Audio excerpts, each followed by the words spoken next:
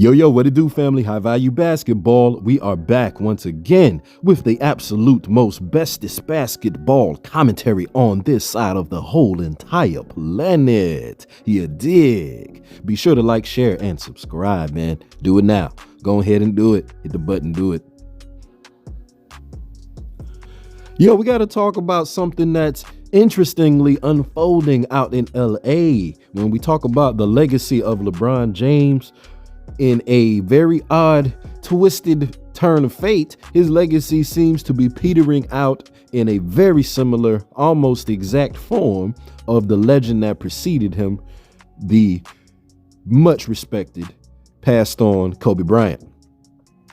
When we talk about the situation that's going on with the Lakers and going on with LeBron and all of this stuff, man, we see that the situation that he is in personally, just looking at him personally, the state that the organization is in and the state that the player personnel is in, he is basically stuck in a situation where winning doesn't look like it's going to be happening. Definitely not at the highest level. The chances of a championship do not seem present in this current season, nor in any of the preceding seasons to follow for however long he's going to be there, unless some miracle of trading and some miracle of front office maneuvering happens that, if we look at past history, probably will never take place. And when I talk about the past history, we don't even have to go far and looking at other teams and far looking at other organizations, anything like that. We can stay right here in Lakerland and look at what happened to Kobe. If we really think about it, Kobe, in the waning years of his, career, after the whole Steve Nash and Dwight Howard failure, he basically was in a irrelevant state of play. He was out there playing with either young guys or playing with a bunch of nobodies, playing with a bunch of, bargain basement players. And all of those last few years, there was no inkling of a chance of him actually getting a championship. And so we saw him do impressive feats still. We saw him still be, the remnants of Kobe Bryant, because he tore his Achilles. And then, of course, his, I don't think was it rotator cuff? Maybe not rotator cuff. It was somewhere in his back shoulder, his back shoulder, his shoulder blade area. He had that injury. And then from there, he was essentially, 80%, I'll be kind, 80% of himself, 75% of his former self, whatever. And in that time, of course, we know there was nothing really going down. There was no reason to even really watch the Lakers like that. And they were, a very sub-relevant team, other than the fact that, you just wanted to watch Kobe for the sake of watching him from his prior years and wanted to, just be a part of the twilight of his career, so you could make sure you saw that. And then, of course, he went out with a bang, with the 60-point game. What was it, 61, 60 to 65 points? I can't remember. Don't kill me. Put it in the comment section. The 60-point game in his final game, of course. But, again, he did so out of the team being in incomplete relevancy. They didn't even make the playoffs. And we see the same thing happening with LeBron James. And we see it happening while he's about to also pass Kareem Abdul-Jabbar, also on the Lakers jersey. And it's just kind of funny because it's, in a weird way, both of these players did it to themselves. And that's the similarity here. Of course, we know LeBron did it in a much more egregious fashion with these GM manipulation moves that he's made. But Kobe did it by accepting, what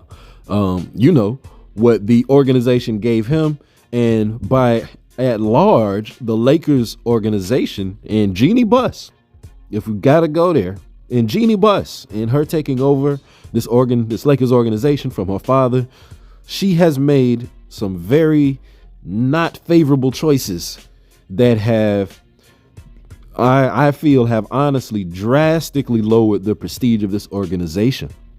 And we saw what happened after the whole situation with Kobe and how it just soured, again, that the Lakers jersey prestige. Like, players didn't want to come play with Kobe because of the reputation Kobe had made for himself. And then all of the things that happened with the injuries and knowing that he's not the man anymore, but he's getting paid all of this ridiculous amount of money. And if you go over there as a star player, it's not going to be your legacy as a Laker. It's going to be you helping Kobe in the twilight of his career.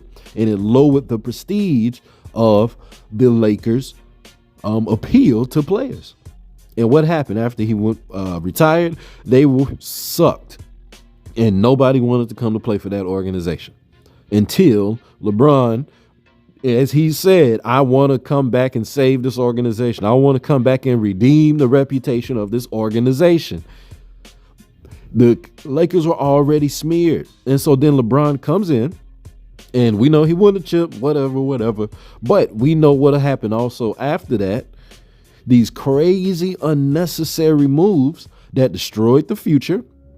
So they can't even get young guys. And then also smeared the reputation of the organization even more.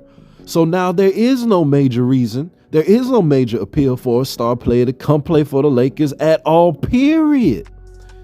Because they had, one, already lowered themselves, but then two, they brought in LeBron, and the whole thing about helping Kobe get a chip before is now on HGH and steroids. Because we all know how the media worships this guy. And we all know how the media, has all of the narratives and everything ready spent, and how if you as a star player, you're going to most likely get your career and your reputation overshadowed because it's going to be about what you did to help LeBron.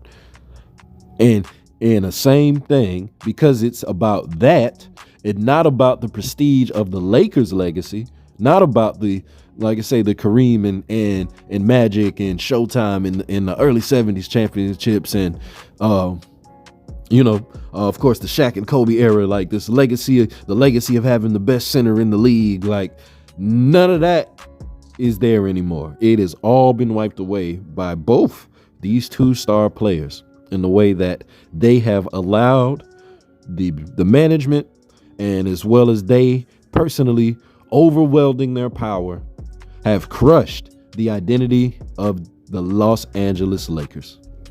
And now the Los Angeles Lakers, who were once before, even by players, was thought as a honor of a team to play for. It was almost like I say, it's almost like making the team in high school. You want to be good enough to put on that school jersey. You wanted to be good enough to be put on a Lakers jersey.